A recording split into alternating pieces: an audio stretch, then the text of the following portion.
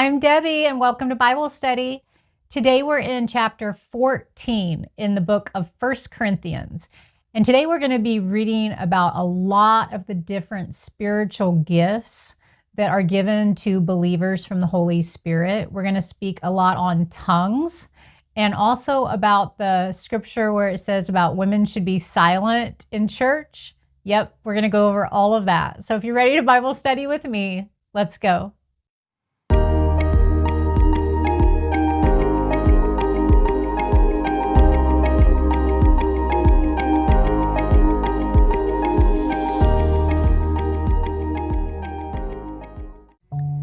Dear Heavenly Father, we come to you with thanksgiving, and we ask that you give us knowledge, understanding, and wisdom as we study your word together today. Do your work in us in your perfect timing, and help us to be sensitive to your leading in our lives. Give us a fresh insight, and let us leave today's study with a new perspective. In Jesus' name we pray. Amen. Chapter 14. Follow the way of love and eagerly desire gifts of the Spirit, especially prophecy. Prophecy may involve predicting future events, but its main purpose is to communicate God's messages to people, providing insight, warning, correction, and encouragement.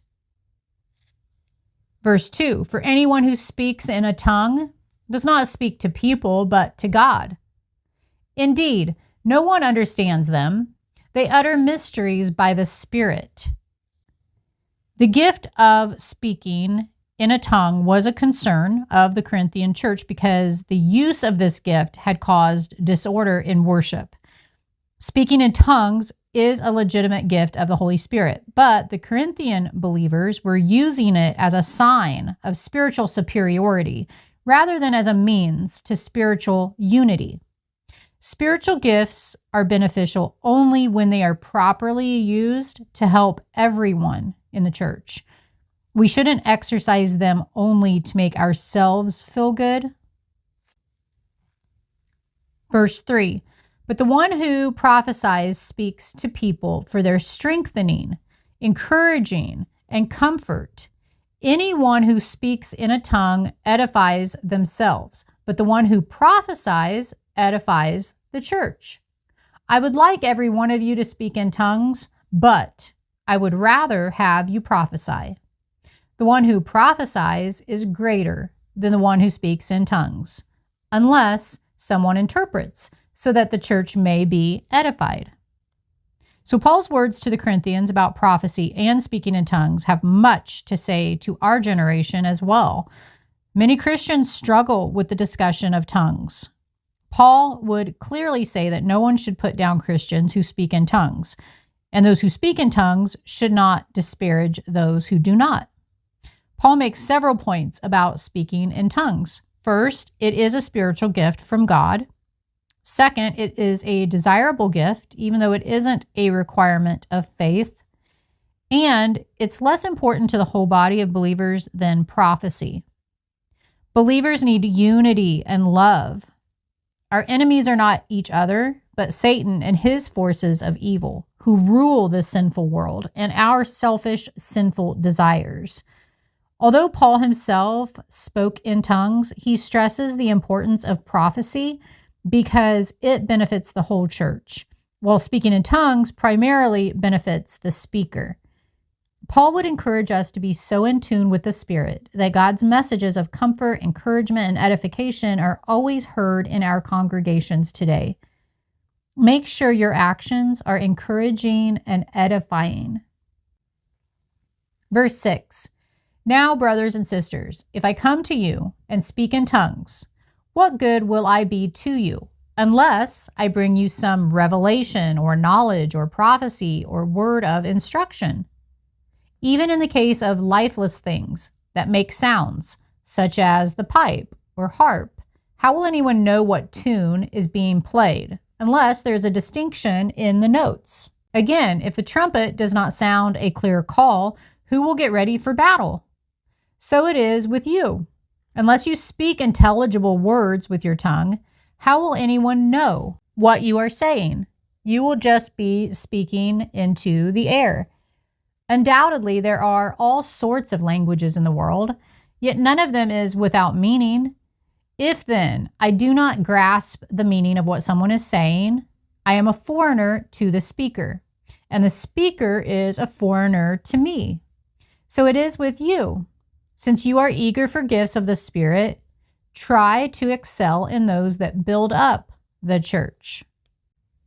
In the same way that musical instruments must clearly play each note in order for a song to be recognized, Paul says words must be preached in their hearers' language in order to be helpful. Because there are many languages in the world, people sometimes can't understand each other. It's the same way with speaking in tongues. Although this gift is helpful to many people in private worship and helpful in public worship with interpretation, Paul says he would rather speak 5 words his hearers can understand than 10,000 they cannot. Paul confronted the self-oriented use of the gift of tongues. Spiritual people must be careful not to pursue self-development at the expense of broken, lost people. When we give too much attention to our own needs, ideas, and spiritual expression, we may push aside the Spirit's true desire and abandon those who need encouragement. So follow Paul's advice and make encouraging and edifying others your highest goal. Verse 13, for this reason, the one who speaks in a tongue should pray that they may interpret what they say. For if I pray in a tongue, my spirit prays, but my mind is unfruitful. So what shall I do? I will pray with my spirit, but I will also pray with my understanding. I will sing with my spirit, but I will also sing with my understanding. The intellect has its proper and important place in Christianity. In praying and singing, both the mind and the spirit are to be fully engaged. When we sing, we should also think about the meaning of the words. When we pour out our feelings to God in prayer, we shouldn't turn off our capacity to think. We need both thinking and feeling. True Christianity is neither barren intellectualism nor thoughtless emotionalism. Verse 16, otherwise, when you are praising God in the Spirit, how can someone else who is now put in the position of an inquirer say amen to your thanksgiving, since they do not know what you are saying? You are giving thanks well enough, but no one else is edified. I thank God that I speak in tongues more than all of you. But in the church, I would rather speak 5 intelligible words to instruct others than 10,000 words in a tongue. Brothers and sisters, stop thinking like children. In regard to evil, be infants, but in your thinking, be adults.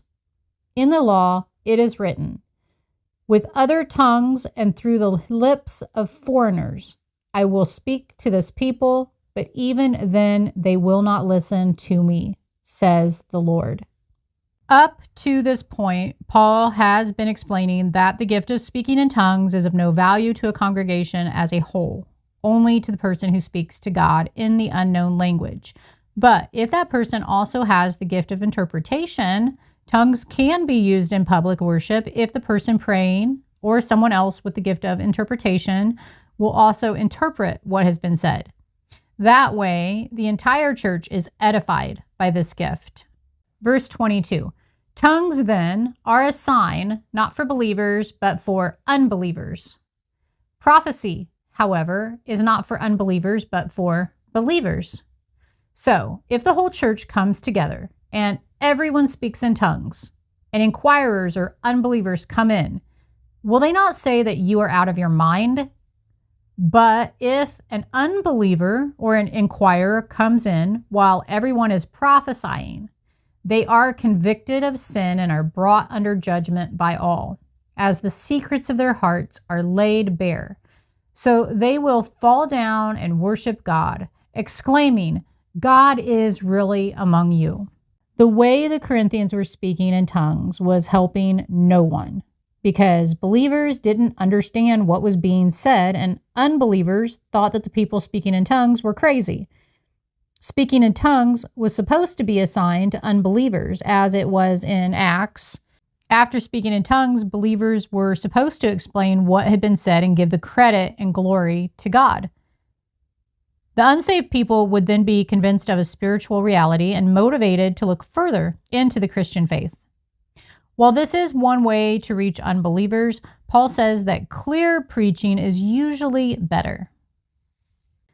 Verse 26, "What then shall we say, brothers and sisters? When you come together, each of you has a hymn or a word of instruction, a revelation, a tongue, or an interpretation. Everything must be done so that the church may be built up. If anyone speaks in a tongue, 2, or at the most 3, should speak, 1 at a time, and someone must interpret. If there is no interpreter, the speaker should keep quiet in the church and speak to himself and to God. 2 or 3 prophets should speak, and the others should weigh carefully what is said. And if a revelation comes to someone who is sitting down, the first speaker should stop. For you can all prophesy in turn, so that everyone may be instructed and encouraged. The spirits of prophets are subject to the control of prophets. For God is not a God of disorder, but of peace, as in all the congregations of the Lord's people. Everything done in worship services must be beneficial to the worshipers. Every worshiper ought to consider himself or herself a contributor. These principles touch every aspect of the service, singing, preaching, and the exercise of spiritual gifts. Contributions to the service, as in singing, speaking, reading, praying, playing instruments, giving, they should have love as their chief motivation. So as you prepare to lead or participate in worship, seek to strengthen the faith of other believers. Verse 34, women should remain silent in the churches. They are not allowed to speak, but must be in submission, as the law says. If they want to inquire about something, they should ask their own husbands at home, for it is disgraceful for a woman to speak in the church. Or did the word of God originate with you? Or are you the only people it has reached? If anyone thinks they are a prophet or otherwise gifted by the Spirit, let them acknowledge that what I am writing to you is the Lord's command. But if anyone ignores this, they will themselves be ignored. Okay, this is a good one. Let's break this one down. Does this mean that women should not speak in church services today? It's clear from chapter 11 that women prayed and prophesied in public worship, specifically chapter 11, verse 5. It's also clear from 1 Corinthians chapter 12 all the way through chapter 14 that women are given spiritual gifts and are encouraged to exercise them in the body of Christ. Therefore, we know that women have much to contribute and should be encouraged to participate in worship services. Okay? But now, in the Corinthian culture, women weren't allowed, again, the Corinthian culture, women weren't allowed to confront men in public. Apparently, some of the women who had become Christians thought that their Christian freedom gave them the right to question the men in public worship. And this was causing division in the church. And in addition, women of that day didn't receive formal religious education as the men did. Women may have been raising questions in worship services that could have been answered at home without disrupting the services. Paul was asking the women not to flaunt their Christian freedom during worship. The purpose of Paul's words was to promote unity and orderly worship, not to teach about women's roles in the church. Verse 39, therefore, my brothers and sisters, be eager to prophesy. See, he always says brothers and sisters, not just brothers. And do not forbid speaking in tongues, but everything should be done in a fitting and orderly way. Paul stated earlier in verse 33 that God is not a God of disorder, but of peace. Note that the alternative to disorder that Paul uses is peace. Too often, in resisting disorder, Christians have opted for rigid, predictable, and unvarying forms of worship in which God's presence is as difficult to find as in disorderly gatherings. On the other hand, when there is chaos, many could be distracted from worship or offended and alienated from each other, creating disunity in the community of believers. Worship done in a fitting and orderly way should not, however, rule out God's creativity, joy, and unpredictability. Do your part to help worship be a joyful, peaceful, winsome experience that draws people into it. If you enjoyed today's Bible study, please hit the like button or hit the subscribe button and go ahead and click on the next video. We will continue into chapter 15.